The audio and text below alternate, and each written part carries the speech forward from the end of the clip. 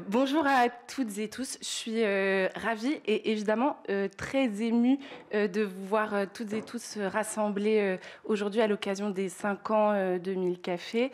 Vous êtes dans la salle à la fois, Madame la Ministre évidemment, des parlementaires, des collectivités, des camarades associatifs qui sont aussi ici, des gérants et des porteurs de projets, des maires. Et du coup, on est ravis qu'à l'occasion de cet anniversaire, on fasse salle comble. C'est plutôt un bon signe quand on fête un anniversaire. Il y a 5 ans, Sofiane le rappelait, on a lancé 1000 cafés juste après le mouvement des Gilets jaunes, en se questionnant au sein du groupe SES, acteur majeur de l'économie sociale et solidaire, que faisons-nous sur ces sujets de fracture territoriale et notamment en direction des ruralités. Et on s'est dit, il faut qu'on se retrousse les manches et surtout qu'on apporte des solutions concrètes et des réponses opérationnelles à ces territoires-là. Et en fait, on a commencé à voir que plus de la moitié des villages n'avaient plus de commerce. On pourrait se dire que quelque part, c'est dans l'air du temps, c'est une forme de fatalité. Mais en fait, on a beaucoup écouté, lu, entendu, rencontré à la fois des élus, des habitants, d'autres acteurs associatifs qui montraient toute la...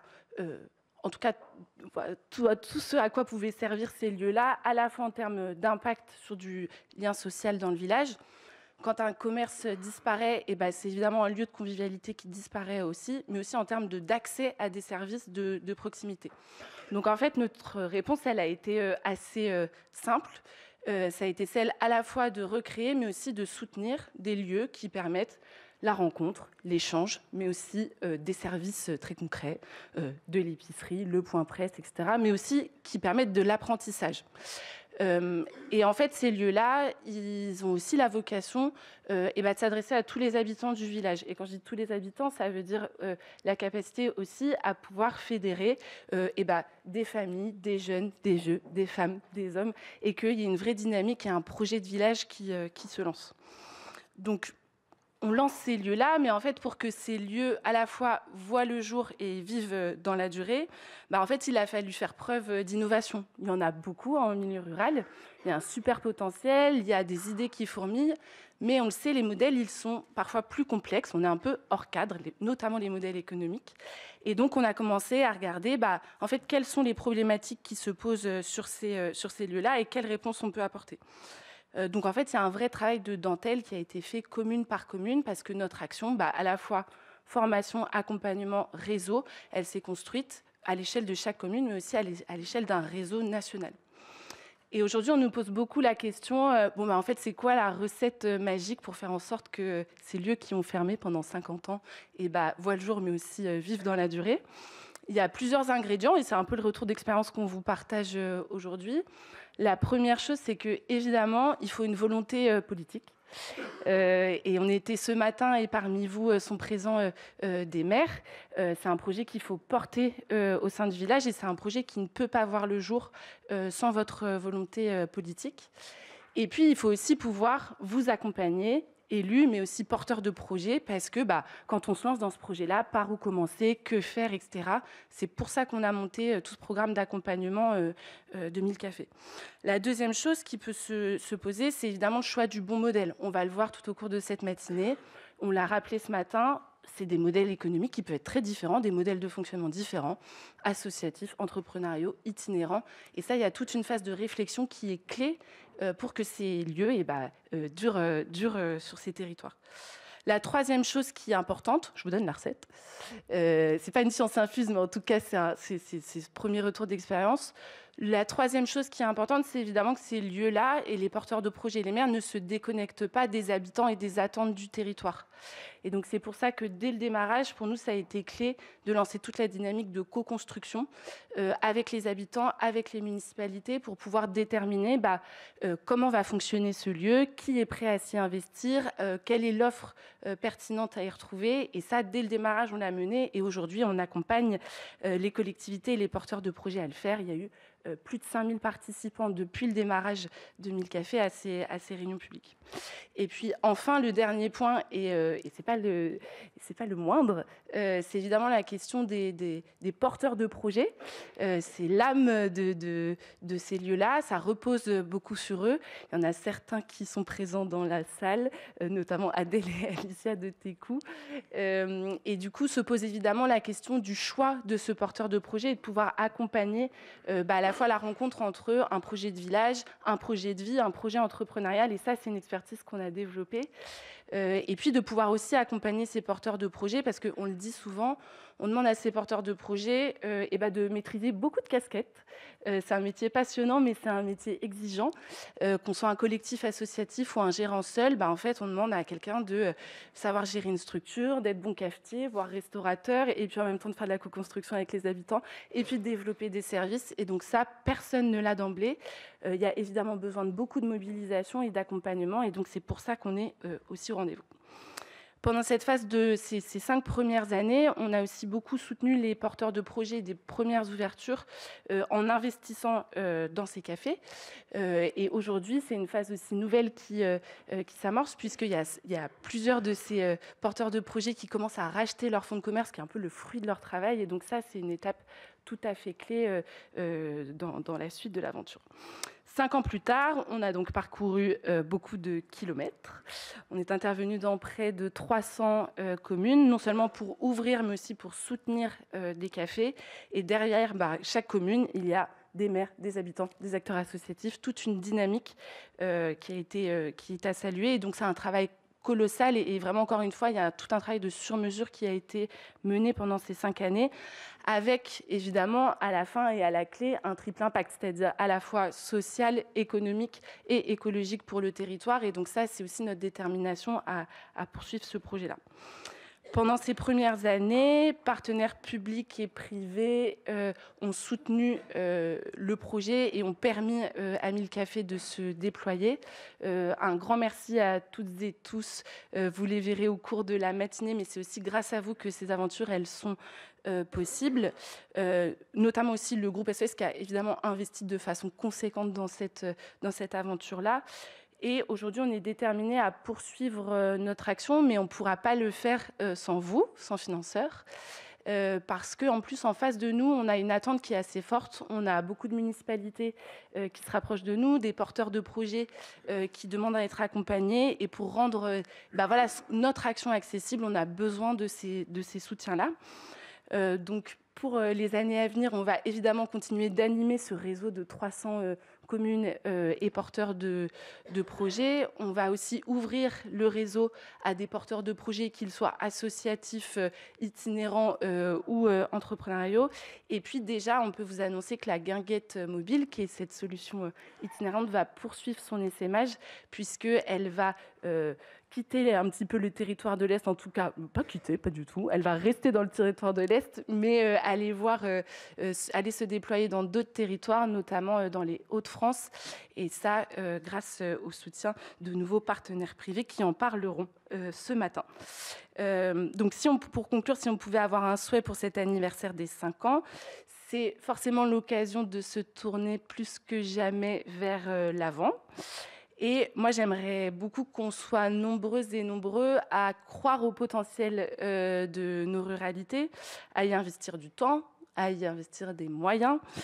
Et puis, l'objectif, c'est vraiment qu'ils fassent bon vivre dans ces villages-là, que les personnes qui entreprennent, qui lancent des projets, elles s'y épanouissent. Et surtout que les ruralités, aujourd'hui, elles soient davantage et plus que jamais synonymes de solidarité et d'inventivité. Et donc, vous le verrez ce matin, à l'occasion de ces 5 ans, on a voulu vous partager à la fois nos retours d'expérience, mais aussi celui d'autres acteurs qui travaillent sur le sujet, et puis plein d'initiatives qui ont été prises en territoires ruraux. Et donc, vous allez voir, ces initiatives, elles sont nombreuses et elles sont très enthousiasmantes. Et d'ailleurs, je vais passer la parole à Jacques. Ah, pardon. Ah, il y a la petite vidéo. En France, 62% des villages n'ont plus aucun commerce ou lieu où se retrouver. L'isolement dans les campagnes augmente. Mais depuis 2019, nous, 1000 Cafés, association portée par le groupe SOS, refusons que cette désertification soit une fatalité.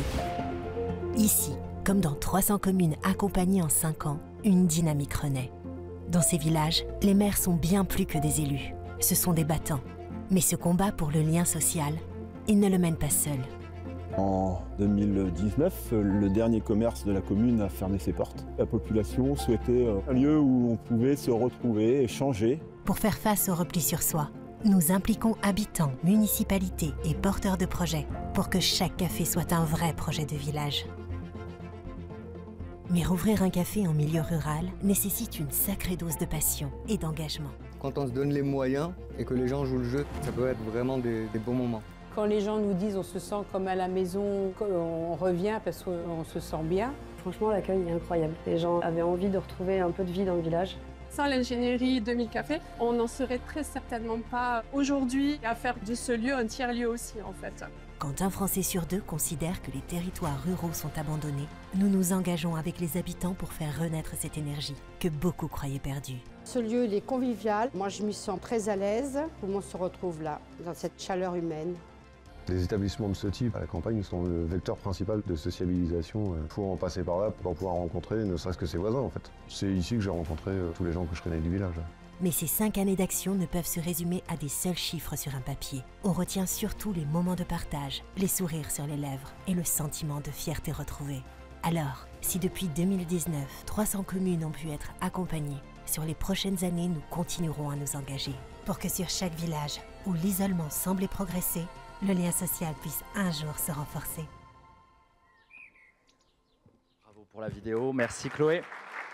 Effectivement, avant de proposer à Madame la Ministre d'ouvrir cette matinée débat, c'était important de passer la parole à l'un des premiers maires du collectif 1000 Cafés. Donc Jacques, si tu veux bien nous rejoindre. Bonjour à toutes et à tous. Madame la Ministre, merci pour votre accueil qui montre tout l'intérêt que vous portez aujourd'hui à nous, maires de la ruralité. Et vous savez combien c'est important et combien ça nous touche de vous savoir à nos côtés. Merci Jean-Marc aussi pour ton invitation.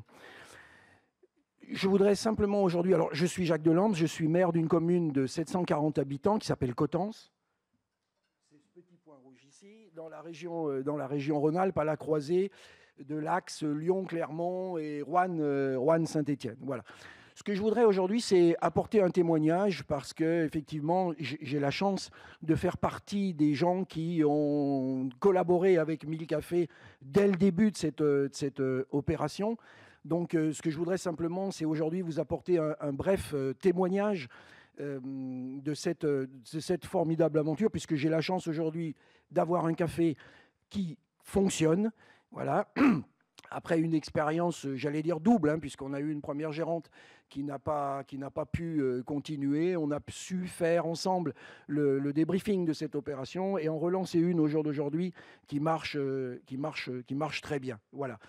Je suis là sur un principe très simple de solidarité.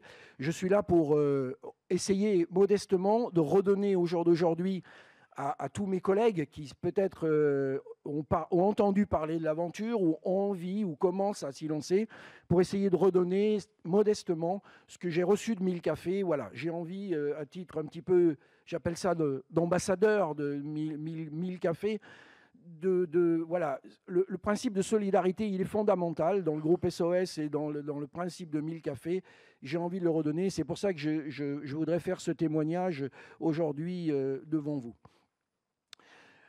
Coutances avait perdu son dernier commerce privé traditionnel il y a quelques années parce que la propriétaire du local partait à la retraite, parce que la gérante qui y était n'avait pas les moyens de racheter, qu'elle avait encore un peu de temps à faire avant d'être à la retraite.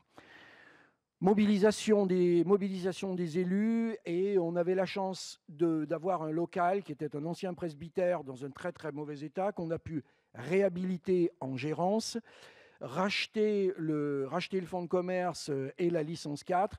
Et très rapidement, on a pu donc prendre le relais au niveau municipal pour pouvoir continuer cette activité de commerce. Cette dame est partie, elle a fait valoir ses droits à la retraite. Et là, on a été confronté à un problème majeur. Je ne pensais pas qu'il nous allait être aussi difficile. C'était le recrutement d'une gérante ou d'un gérant dedans. On a essayé, dans un premier temps, par l'intermédiaire de la télévision, de l'émission de Jean-Pierre Pernaut à l'époque, dont j'ai oublié le nom.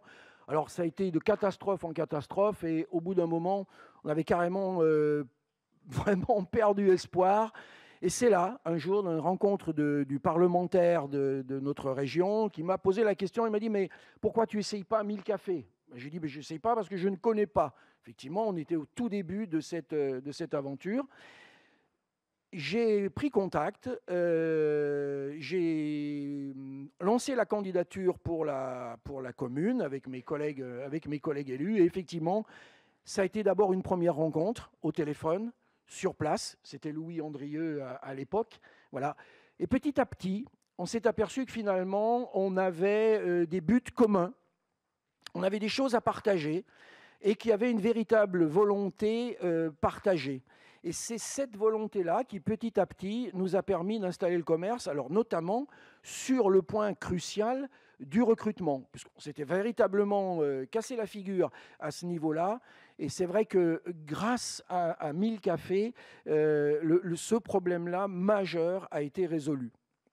Ensuite, eh bien, les choses se sont mises en place. Et le deuxième point extrêmement important, c'est ce fonctionnement tripartite qui s'est mis en place, qui aboutit d'ailleurs à la charte tripartite qui nous caractérise, entre 1000 cafés d'une part, les élus d'autre part, mais aussi les gérantes qui sont en place.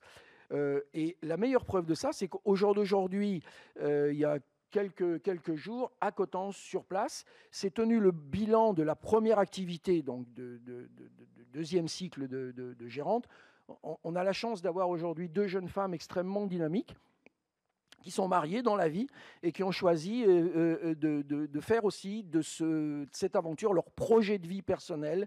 Et c'est un cas un peu particulier, mais extraordinaire, parce que la population les a adoptés. Et c'est vraiment très, très riche d'un point de vue humain de ce côté-là. Donc, pour revenir à ce fonctionnement tripartite, pour moi, il est fondamental, parce que notamment sur la partie de la commune, nous avons choisi et nous avons mis en place une relation extrêmement proche de la population, sous la forme d'une association 1901 qui s'appelle Coutances, un village, un commerce, qui représente une trentaine de personnes bénévoles et ces personnes sont extrêmement actives dans ce fonctionnement tripartite, pour plusieurs raisons.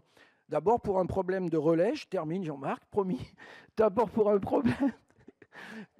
problème de relais, puisqu'elles ont pu pallier à notamment des petits problèmes d'absence des gérantes. Et puis ensuite, parce qu'elles sont véritablement un trait d'union entre la population et les gérantes. C'est difficile de dire les choses qui ne vont pas, des fois, les ressentis qu'on a sur des points. Et bien, grâce à ce fonctionnement, c'est possible. Voilà. Je voudrais simplement, et j'en termine, vous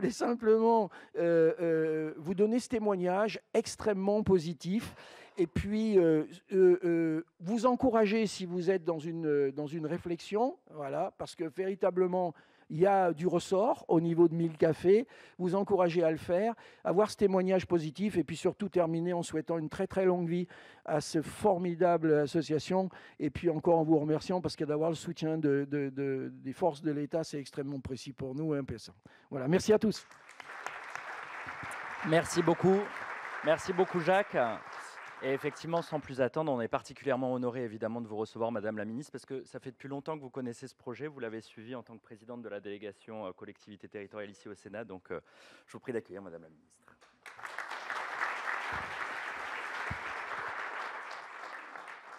Merci, je suis très heureuse de voir cette salle pleine. Je vois même, alors pardonnez-moi de dénoncer une personne en particulier, Daniel, qui est de ma ville, de Châteaugiron, voilà, en Ille-et-Vilaine, et qui est un acteur engagé aussi dans le cadre d'un mécénat de compétences dans l'opération 1000 cafés. Monsieur le Président, chère Chloé, vraiment, mille merci de votre invitation. Alors, on vous l'a dit, je vais être brève, parce que je dois partir pour rejoindre l'Ille-et-Vilaine, où il y a des inondations.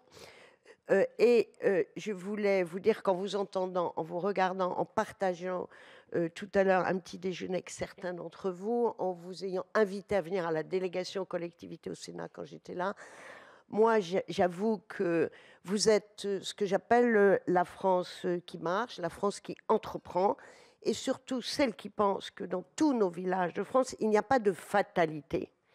Et que là où il y a une volonté, il y a un chemin. Alors je sais qu'il y a aussi des normes, des contrariétés, voilà. Mais que vous portez en vous, et tous, c'est-à-dire les élus, tous ceux qui les accompagnent et les porteurs de projets, une envie formidable et une conviction, c'est que la ruralité, c'est quelque chose qui peut nous permettre d'avoir un projet de vie, soit un projet de vie où on s'installe beaucoup, un projet de vie où on vient, où on repart. Et que la ruralité, elle n'a jamais été aussi moderne aujourd'hui. Et vous portez tout ça avec fierté. Pourquoi ?